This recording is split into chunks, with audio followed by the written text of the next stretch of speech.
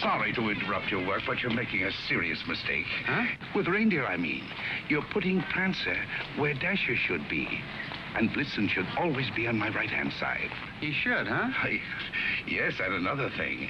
Donna's antlers have 4 points instead of 3. But I don't suppose anyone would notice that except me. No, I don't suppose so. Say, who are you? My name is Kringle. Kris Kringle. Well, glad I could be of help. Goodbye.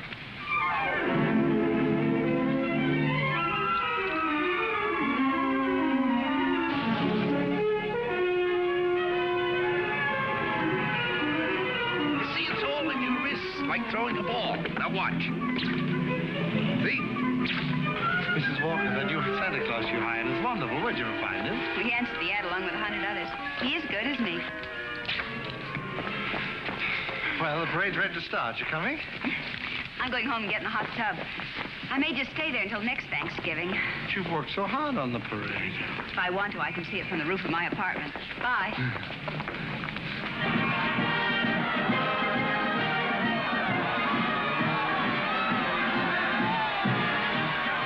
Look at that big baseball player. He was a clown last year. They just painted him different. My mother told me. She manages the parade. Wow. He's really a giant, isn't he? Really, Mr. Gailey. And you a lawyer. There are no such things as giants. Well, maybe not now, Susan, but in olden times, like the giant Jack killed in the fairy tale. Oh, one of those. I don't know any fairy tales. You mean your mother or father never read you any? My mother thinks they're silly, and I never met my father. You see, my mother and father were divorced when I was a baby. Well, that baseball player sure looks like a giant to me. Come in. Hello. My housekeeper told me Susan was here. I'm her mother. Yes, Susie's told me quite a bit about you. She's told me quite a bit about you, too. The man in the front apartment. Hi, dear. Parade's much better than last year. Good. Hope Mr. Macy agrees with you. Would you like a cup of coffee? Oh, don't bother. No bother. It's ready. I want to thank you for being so kind to Susan. All part of the plot. Surest way to meet the mother is to be nice to the child. What a horrible trick. Susan tells me you don't approve of fairy tales. I don't. I think we should be realistic and completely truthful with our children. Not let them grow up believing in a lot of myths and legends. Like Santa Claus, for example. I see. The parade's over, Mother. The acrobats were good. Those prices, they should be. Mother, I was thinking, we've got such a big turkey for dinner, and there are only 2 of us. Couldn't we invite Mr. Gailey? Couldn't we? Oh, dear. Oh, please don't bother. I'll just get a sandwich or something. It's an awful big turkey. Oh, it's not that, dear, but I'm sure Mr. Gailey has other plans. No, he hasn't. Have you? Well, as a matter of fact, to be truthful and completely realistic with the child, I must say I haven't. Please, Mother, please. Didn't I ask her all right, Mr. Gailey? Well, that all depends. Dinner's at 3 o'clock. Susan, you asked just right.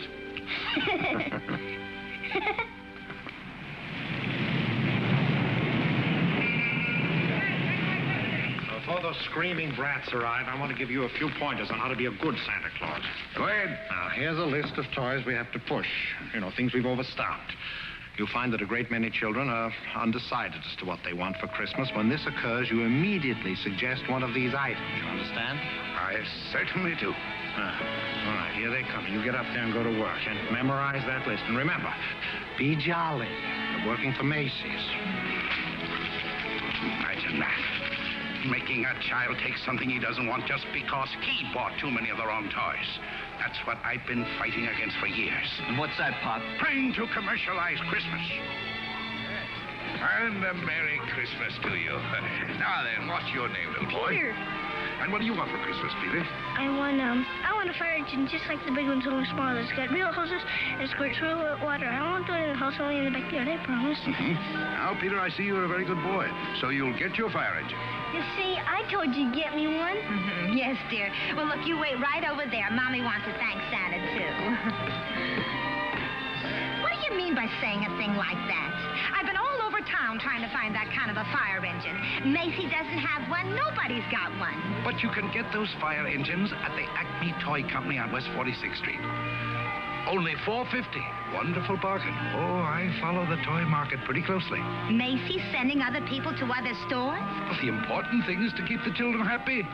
Whether Macy's or somebody else sell the toy, that doesn't matter, does it? Don't you feel that way? Me? Sure, but I didn't think Macy's did. I don't get it. I just don't get it. Oh, yes, we have skates. Nice, shiny skates, and they're very good indeed. But I don't think they're the kind of skates you want. Now, they have really wonderful skates at Gimbals. Gimbals? The sales lady said I was to speak to you. You're the head of the toy department. Yes, ma'am, yeah. Well, look, I want to congratulate you on Macy's and this new stunt you're doing, sending people to other stores.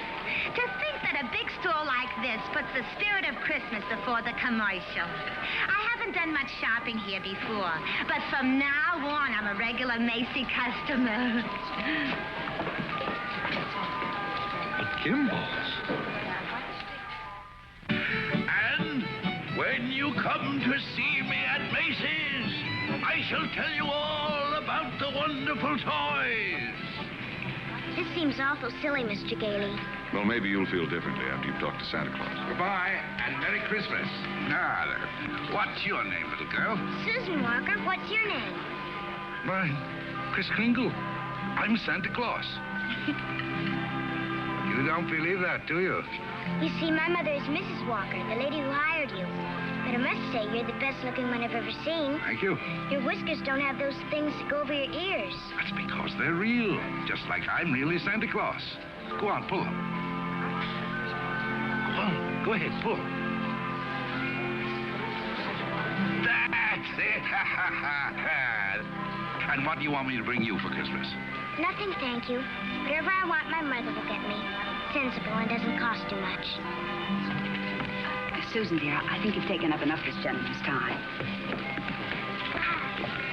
Your maid had to go home. Her mother sprained her ankle. She asked me to bring Susan down here for you. Yes, she phoned.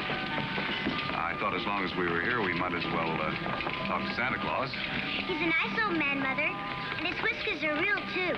Yes, dear. A lot of old men have real whiskers like that. Susan, if you'd like to go over and look at the dolls, I'll be with you in just a minute. I want to talk to Mr. Gailey. I didn't think there was any harm in saying hello to the old gent. I'm sorry. Well, I think there is harm. I tell her Santa Claus is a myth, and you bring her down here to meet a very convincing old gentleman with real whiskers. What's wrong with that? By filling her full of fairy tales, she'll grow up to believe life is a fantasy instead of a reality. She'll keep waiting for Prince Charming to come along, and when he does, he'll be a... We were talking about Susie, not you.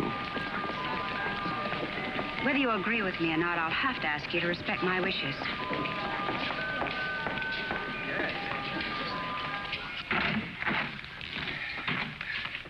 You sent for me. Yes, sit down, won't you? This is a lovely little girl you have here. Thank you. Susan's the reason I asked you to drop down. She's a little confused. Would you tell her that you're not really Santa Claus, that there's actually no such person? I'm sorry to disagree with you, Mrs. Walker, but not only is there such a person, but here I am to prove it. Oh, no, you don't understand. I want you to tell her the truth. What is your name? Kris Kringle. I'll bet you're in the first grade. Second. No, I mean your real name. It is my real name. Second grade. Good gracious. It's a progressive school. Oh, progressive school. Well, where did you get such a lovely outfit? Macy's. We get 10% off. Susan, would you go in and talk to Mrs. Adams for a minute? All right. Goodbye, young lady. Hope I see you again soon. I hope so, too. Bye. Kris Kringle. Address, Brooks Memorial Home for the Aged. If you care to call them and ask for Dr. Pierce, he'll be happy to confirm it. Age as old as my tongue and a little bit older than my teeth. Now, really? Well, that's the truth. Next of kin, Donna, Blitzen, Prancer. And Dancer.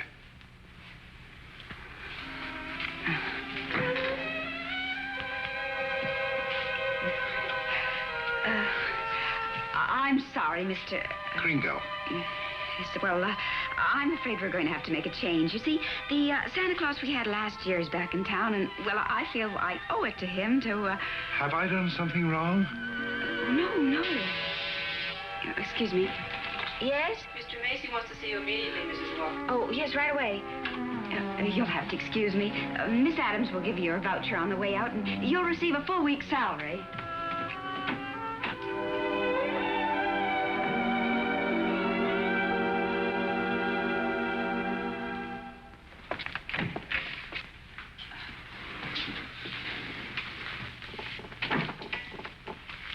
Now, about that new sales policy that you two seem to have initiated. It would have been better to clear it with the sales department first, don't you think? Mr. Macy, Macy's Santa Claus sending customers to Gimbel's. Preposterous. What? Yet, we cannot quarrel with success. Telephone calls, telegrams, over 500 parents expressing their undying gratitude to Macy's. So as a result, I've decided to make this the new sales policy for the entire store. If we haven't got what a customer wants, we'll send him where he can get it.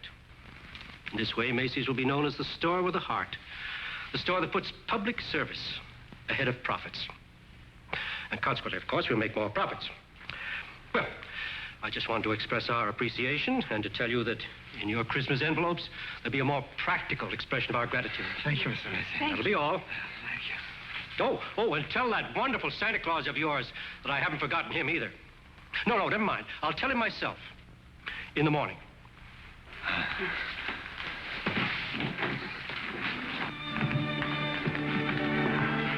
Imagine, a bonus. I fired him. Who? Santa Claus? No. He's crazy. He thinks he is Santa Claus. Well, I don't care if he thinks he's the Easter Bunny. You better get him back. Well, it's too great a risk. He might have a fit or something. I tell you, the man's insane. Maybe just a little bit insane. Mr. Sawyer. What? We'll get Sawyer to examine him. He's a psychologist. That's what he's being paid for, to examine the employees. Can't get him back. He's already gone. Well, then you better scoot after him and get him, because if you don't, we're going to have a very unmerry Christmas. Oh, Mr. Kringle. I'm afraid I acted rather hastily and perhaps unfairly. This other Santa Claus, well, Mr. Macy has found something else for him to do, and, well, we want you to stay on. Well, this is mighty good news. You see, Mrs. Walter, for 50 years or so, I've been more and more worried about Christmas. Christmas is not just a day, it's a frame of mind, and that's what they've been changing. Well, I'm glad you're taking me back. Maybe I can do something about it. And I'm glad I met you and your daughter. You're my test case. We are? Yes, in a way, you're the whole thing in miniature. And if I win you over, well, there's still hope. If not, I guess I'm through. But I'll try, and I'm warning you, I don't give up easily. Oh, but Mr. Kringle, first thing in the morning, could you report to Mr. Sawyer's office for a little examination? Mental examination? Well, partly, yes. Oh, I don't mind. I've taken dozens. Haven't failed one yet. Yeah. How many days in the week? 7. How many things do you see? 4. Muscular coordination? Perfect. Who was vice president under James Monroe? Daniel D. Tompkins. I'll bet your Mr. Sawyer doesn't know that one.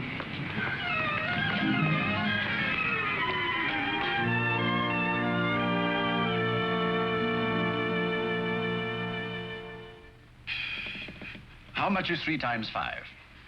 You asked me that before. I'm conducting this examination. How much is 3 times 5? Same as it was before. 15. You're rather nervous, aren't you, Mr. Sawyer? Do you get enough sleep?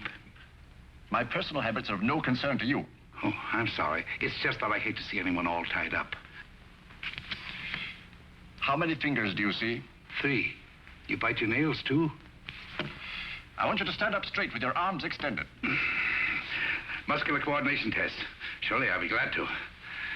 You know, very often nervous habits like yours is caused by insecurity. Are you happy at home, Mr. Sawyer? That will be all, Mr. Kringle. The examination's over. You may go. And it may interest you to know that I've been a happily married man for 26 years. Oh, I'm delighted to hear it. Bye. Your wife, Mr. Sawyer? What else? Agnes, how many times have I told you not to bother with the office? No, I give you a perfectly liberal allowance. If that fat, stupid brother of yours would get a job, you wouldn't have to be pestering me all the time. Not a penny. How long have you known him, Dr. Pierce? Well, he wandered into the home about 8 months ago. Looked the place over and said, well, it'll do. Just stayed on. Has he ever told you his real name? He said he was Kris Kringle. We never pressed him further. Mrs. Walker, after giving that man a comprehensive examination, it's my considered opinion he should be dismissed immediately. Dr. Pierce, Mr. Sawyer. Excuse me, didn't Kris answer the questions correctly? Well, yes, he did, but there was a complete lack of concentration. There's no doubt about it, he should be placed in a mental institution. Wait a minute. People are institutionalized to prevent them from hurting themselves or other people. His is a delusion for good. He only wants to be friendly, helpful. Mrs. Walker, naturally I cannot discharge this man. So when he begins to exhibit his latent maniacal tendencies, which I assure you he will, the responsibility will be entirely yours.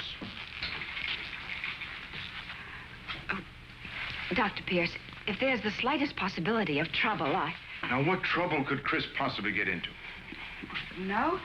Well, coming to work, for instance, a policeman might ask him his name. Now, you know that would get him into a fight. Well, that could be avoided easily enough. Find someone here in the store to rent him a room. Then they could go to and from work together. Oh, yes, that would solve everything. That's a wonderful idea. Yes, isn't it? Your son's away at school. What about his room? Well, I'll talk to Mrs. Shellhammer as soon as I get home. In the meantime, you take Kris home to dinner. Oh, no, I couldn't.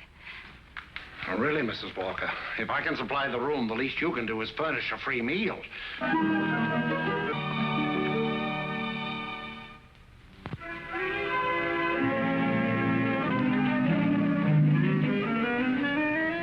What sort of games do you play, Susan? I don't play much with the children. They play silly games. They do. Like today, they were playing zoo, and all of the children were animals. Homer was supposed to be the zookeeper. He said, "What kind of an animal are you?" I said, "I'm not an animal. I'm a girl." He said, "Only animals allowed here. Bye." Oh, that's too bad. Sounds like a wonderful game to me. Of course, to play it right, you've got to have imagination. Do you know what imagination is? That's when you see something and it's really not there. Well, yes. But I believe imagination is a place by itself. Yeah, you know, like, well, you know the British nation and the French nation. Well, this is imagination. Say, how would you like to make snowballs in the summertime? Or drive a bus down Fifth Avenue, Or be the Statue of Liberty in the morning, and in the afternoon, a flock of geese flying south? Well, the first place, you'd have to learn to pretend. That's imagination. Now, the next time they play zoo, you tell Homer you're a monkey. But I don't know how to be a monkey. I'll show you. Now, stand up. First, you bend way over. That's it. Keep your arms loose. Now, then you scratch. On the contrary, the firm of Hazlitt, Sherman, and Hazlitt has been very good to me. But being an exceptional lawyer, I want to open my own office. Naturally. We're having our first lesson in pretending, and we're doing pretty well, too. She'll be having nightmares for weeks. But you'll be having a lot of fun in the daytime. Hello? Oh, Mr. Shellhammer, that's fine. The Shellhammers have a room for you. That's very kind of them, but I've accepted Mr. Gailey's offer to stay with him. Mr. Gailey? I'll get the meat. Oh, thank you, Mr. Shellhammer, but it seems he's made other arrangements. Yes, well, goodbye. Well, here we are. Steak. No, it's venison. A friend of mine at the office gave it to me. What's venison? Oh, deer meat. If you don't like it, I have eggs for you. Could I have eggs, too? Venison, you know, I couldn't. Oh, I forgot. Well, there must be something you want for Christmas. Something that even your mother doesn't know about. Why don't you give me a chance? All right. Good. That's what I want for Christmas. A doll's house like this? No, a real house. A real house? If you're really Santa Claus, you can get it for me. And if you can't, just a nice man with a white beard like Mother says. Well, just because every child doesn't get his wish, that doesn't mean there isn't a Santa Claus. That's what I thought you'd say. But what could you possibly want with a house like this? Live in it with my mother. You have this lovely apartment. But I want a bad backyard in a swing and she can't get it, huh? I didn't say that. Well, it's a tall order, but I'll do the best I can. May I keep this? Mm-hmm. Good night, Susan. Good night.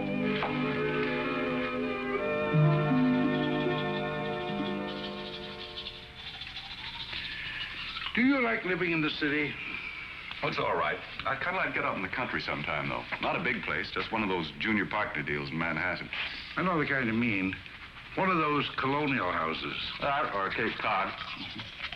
I've been thinking about Mrs. Walker. You know, like a lot of divorced women, she's determined that no one will ever hurt her again. With a little more effort on your part, she might be made to crawl out of a shell. You know, those two are a couple of lost souls. It's up to us to help them. I'll take care of Susie if you'll take care of her mother. It's a deal. Good. You ready? Oh, no, you don't. I'm not going to be cheated that way. All my life I've wondered, and now I'm going to find out. I'm going to learn the answer to the question that's troubled the world for centuries. Does Santa Claus sleep with his whiskers inside or out? Always sleep with them out. Cold air makes them grow.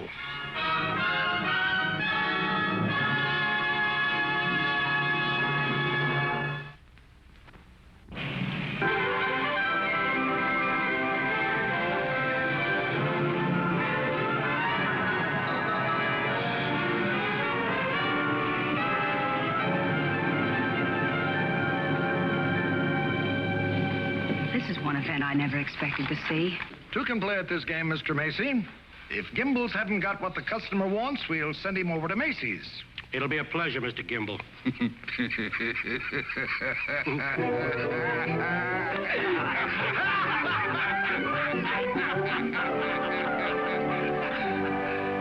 There they sat, adult but children still, children at heart. It was summer, warm, glorious summer. The end. Did you like that story, Susan? Mr. Kringle, do you think I'm going to get my house for Christmas? Well, I can't promise, but we mustn't give up hope. Good night, Susan. Tomorrow evening, I'll read you another story. I can't. I've got to go to school. Isn't this vacation? Yes, but this is what they call a required function. Required function? The Fillmore Progressive School requests your presence at a special performance of a Christmas play to be given in the modern manner. What does that mean? A Christmas play without Santa Claus. Well, a Christmas play without a Santa Claus? The performance will be followed by a short address. Subject, exploding the myth of Santa Claus. The guest speaker will be Mr. Albert Sawyer.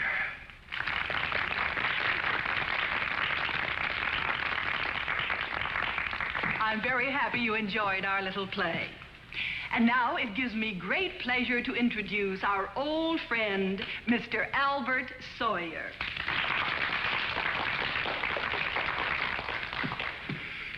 Parents and young people, it's thrilling indeed to see so many happy, smiling faces.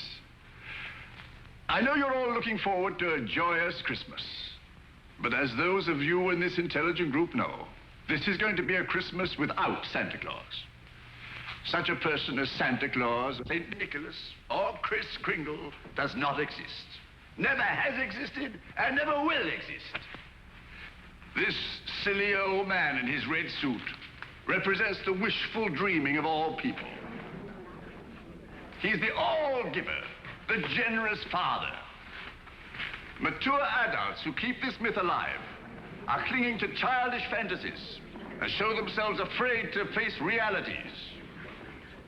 People who play Santa have a strong feeling of guilt.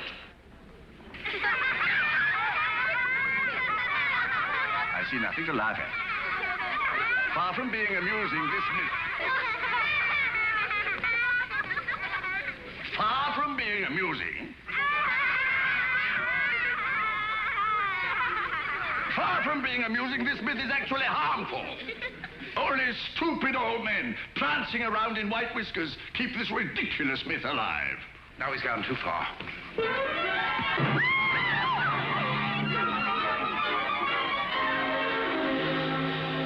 Became violent because I attacked his delusions, and he'll do it again. Well, if you ask me, I think we ought to get an outside psychiatrist to examine him. Then you better do it right away before Mr. Macy hears about it. Oh, that's right. You explain it to Mr. Kringle. After all, you're his Oh, friend. no, I can't. Well, I've grown very fond of him, and this is going to hurt him deeply. I just can't. All right, what can we do? I think I have it. You tell Kringle Mrs. Walker wants him to leave at once in order to have some publicity pictures taken with the mayor. I'll have a car waiting outside, and once we get him in the car, we'll drive him straight off to Bellevue Hospital. Yes, that'd do it. I'll ride up front with the driver.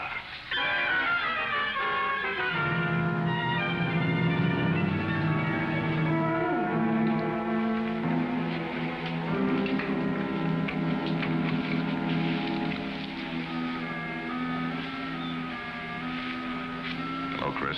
Hello, Fred. You flunked that psychiatrist examination deliberately, didn't you? Why? I had great hopes, Fred. I had a feeling that Mrs. Walker was beginning to believe in me. Now I know she was only humoring me all the time. Mrs. Walker didn't know anything about taking pictures with the mayor. That was Mr. Sawyer's idea. It isn't just Mrs. Walker. Take Sawyer. Contemptible, deceitful, dishonest. But he's out there, and I'm here. If that's normal, I don't want it. But you can't just think of yourself. What happens to you matters to a lot of people. People like me who believe in you and what you stand for. People like, well, like Susie, who are just beginning to. Chris, you can't let them down. You're right. Let's get out of here. Now, wait a minute. You flunked that examination, but good. Yes. I said our first president was Calvin Coolidge. Oh, but you can fix that. You'll think of something. Now, take it easy. A judge is going to be asked to sign papers committing you to a mental institution.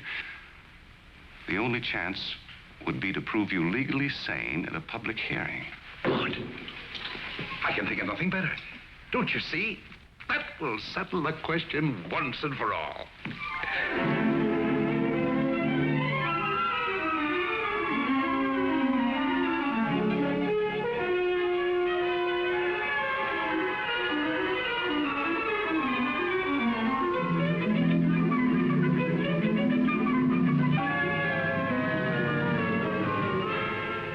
Solemnly swear the evidence you are about to give at this hearing is the truth, the whole truth, and nothing but the truth? I do. Good morning, Your Honor. Good morning.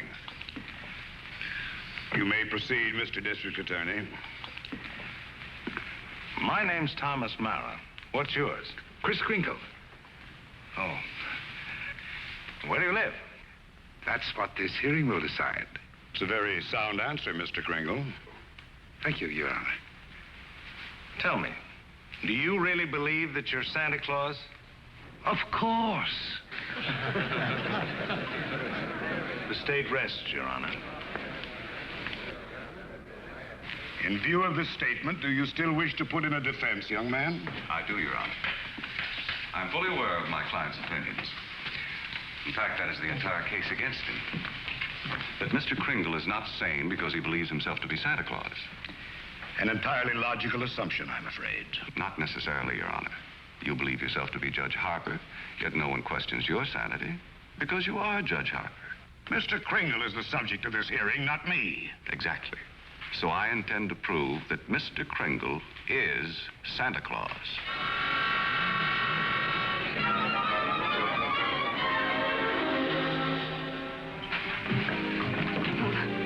What does Mr. Hayslip, Sherman, and Hayslip say about the trial? That I was jeopardizing the dignity of the firm, that I either dropped the case or they dropped me. So, leaving me no choice, I quit. Oh, Fred, you didn't. Well, I can't let Chris down. He needs me, and all the rest of us need him. Darling, he's a kind, wonderful old man, but... Well, you can't throw away your career because of sentiment. I'm not throwing a career away. I'll get by. I'm a darn good lawyer. This doesn't shake your faith in me, does it? This is a question of common sense, not faith. Faith is believing in things when common sense tells you not to. I wish you could let yourself believe in people like Chris, and in fun, and love, and joy, and all the other intangibles. Can't pay the rent with intangibles. And you can't live without them. Why don't you try a little blind faith, darling? String along with me. I think I've got a right to ask that. I think I have the right to ask you to be a little bit more practical and realistic. Yeah, I suppose you have. It's all cockeyed. Here we are, as close as two people can possibly be, and yet there's a loneliness about it. I've tried my best. I know you have, darling, and so have I. But we're going to need a lot more than each other's arms. And somehow I just don't think we've got it.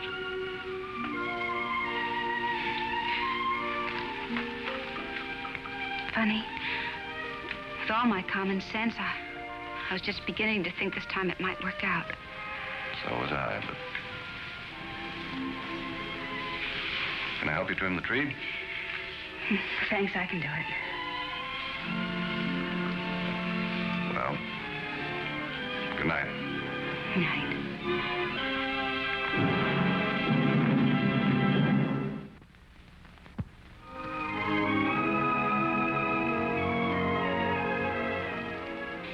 Your name, sir? R.H. Macy. Do you recognize this man? Yes, he's an employee of mine, Chris Kringle. Do you believe him to be of sound mind? I certainly do. Mr. Macy, you're under oath.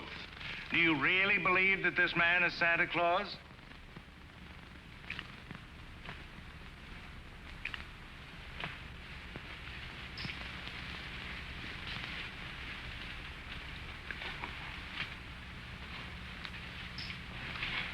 Do you? I do. That is all.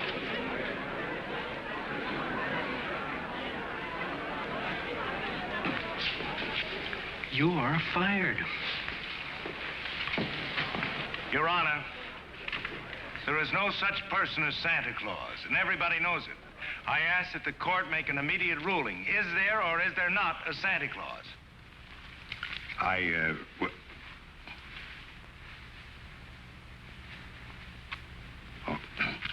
This court will take a short recess to consider the matter.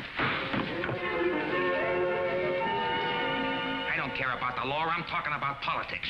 You go back in there and rule that there's no Santa Claus, we won't be even able to put you in the primaries. Charlie. I'm a responsible judge. How can I seriously rule that there is a Santa Claus? All right, go back in there and rule there isn't. The kids read about it, so they don't hang up their stockings. So what happens to all the toys that are supposed to be in them stockings? Nobody buys them. Oh, the toy manufacturers are gonna love that. What about the Christmas card makers, the candy companies? Oh, boy, are you gonna be a popular guy. And what about the Salvation Army? They got a Santa Claus on every corner. Henry, I'm telling you, if you go back in there and rule that there's no Santa Claus, you can count on getting just 2 votes. Your own and that district attorney's out there.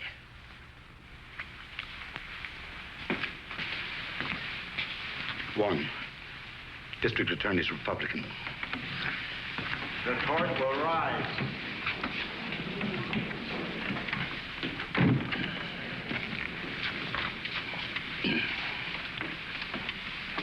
This court has just consulted the highest authority available. The traditions of American justice demand a broad and unprejudiced view of such a controversial matter. And therefore, this court is determined to keep an open mind and hear the evidence from either side. But can my opponent produce any evidence in support of this contention? Your Honor, I can. Will Thomas Mara take the stand? Who, me? Thomas Mara, Jr. Thomas Mara. Hi, Daddy.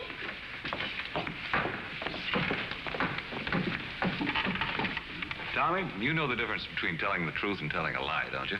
Everybody knows you shouldn't tell a lie, especially in court. Do you believe in Santa Claus? Sure I do. And what does he look like? There he is, sitting over there. I object, Your Honor. Overruled. Tommy, why are you so sure there's a Santa Claus? Because Daddy told me so. Didn't you, Daddy? And you believe your daddy, don't you? Sure I do. Daddy wouldn't tell me anything that wasn't so. Would you, Daddy? Thank you, Tommy. Bye, Daddy.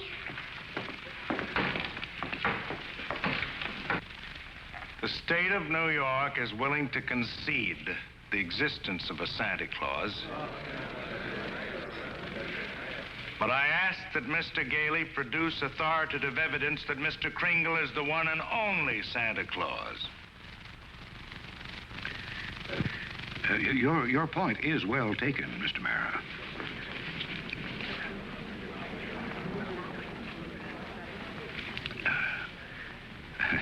Mr. Gailey, are you ready to show that Mr. Kringle is Santa Claus? On the basis of competent authority? Not at this time, Your Honor. I ask for an adjournment until this time tomorrow. This court stands adjourned till 3 o'clock tomorrow afternoon. That's all ready. What are you doing? Writing to Mr. Kringle to tell him I believe in everything he told me. Everything will turn out fine. Oh, that's nice. He'll like that. Where shall I send it? Why don't you send it to the county courthouse? Okay.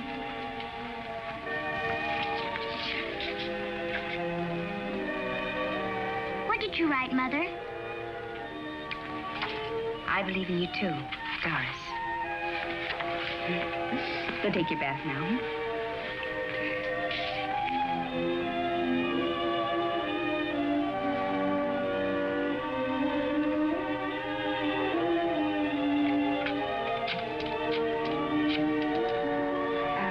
Could you give me the number of the main post office, please? Hello, dead letter office. Are you kidding? We got maybe a couple of 100,000.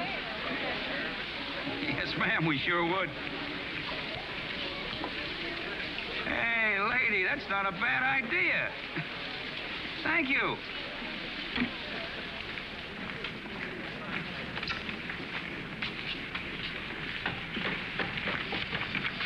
Chris, I've got bad news for you.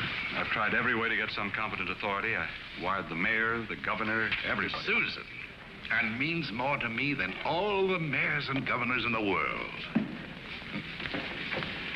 It's all over. He hasn't got a thing.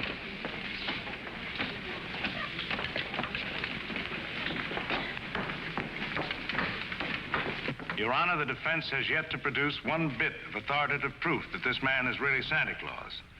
And in view of the fact that it is Christmas Eve and we're all anxious to get to our homes, I ask that these commitment papers be signed without further delay. Mr. Gailey, have you anything further to offer? I should like to submit the following evidence, Your Honor. It concerns an official agency of the United States government. The Post Office Department, one of the world's largest business concerns, did a gross business last year of $1,112,877,174. Your Honor, I'm sure they're all deeply gratified to know that the Post Office Department is doing nicely, but it hardly has any bearing on this case. Furthermore, the U.S. postal laws make it a criminal offense to willfully misdirect mail or intentionally deliver it to the wrong party. Yeah, Your Honor. I'm sure that the state of New York is willing to admit that the Post Office Department is authoritative, prosperous, and efficient. For the record? For the record. Anything to get on with this case. Then, Your Honor, I offer these letters in evidence. They're simply addressed to Santa Claus, yet they were each delivered to Mr. Kringle by bona fide employees of the Post Office Department. I offer these as authoritative proof. Your Honor, 3 letters are hardly authoritative proof. I have further exhibits, Your Honor, but I hesitate to produce them. Oh, I'm sure we'd all be glad to see them. Oh, yes, indeed. Put them on my desk. On your desk? Yes, yes. Very well, Your Honor.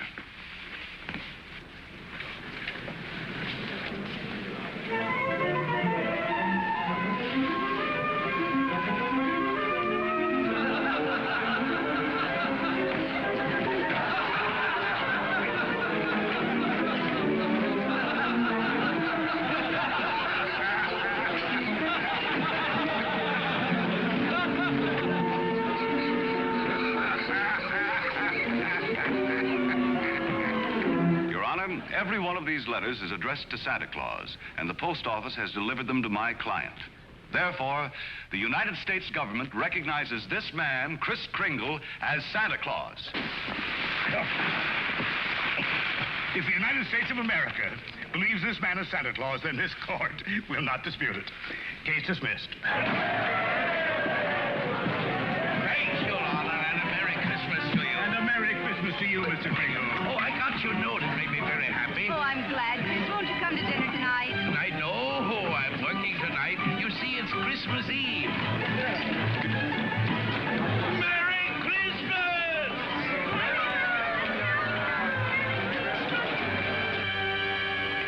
What's the matter with Susan? I think she misses Chris. Don't worry, young lady. Chris is bound to come. Didn't get my present, Uncle Fred. Why, darling, you got a lot of presents. Not the one I wanted. Not the one Mr. Kringle was going to get for me. What was that? It doesn't matter. I didn't get it. I knew it wouldn't be here, but I get a letter or something about it.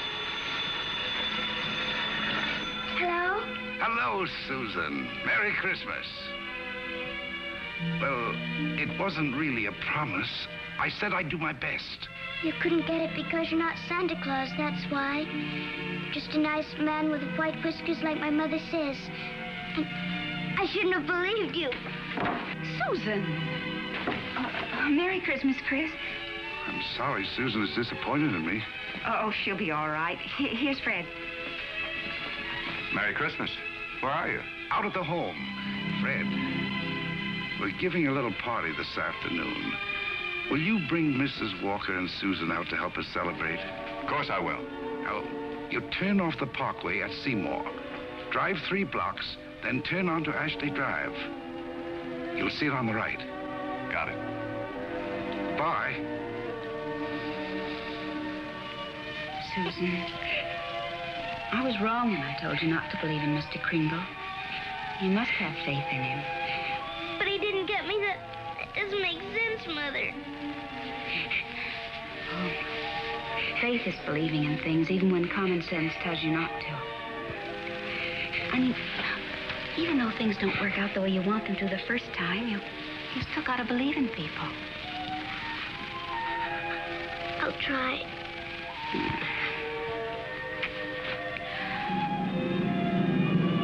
There it is, Ashley Drive.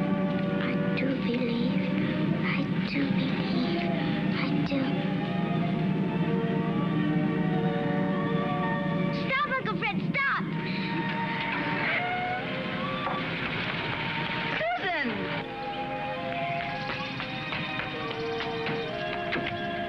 Susan!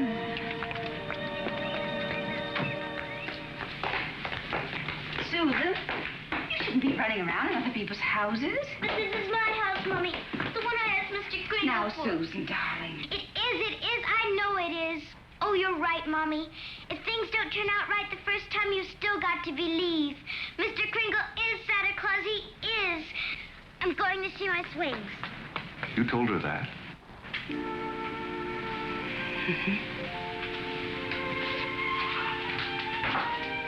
The house seems to be for sale. We can't let it down. Oh, Fred. Darling, I always believed in you. It's just my ridiculous common sense. Well, it even makes sense to believe in me now. I take a little old man and legally prove that he's Santa Claus. Now, you know.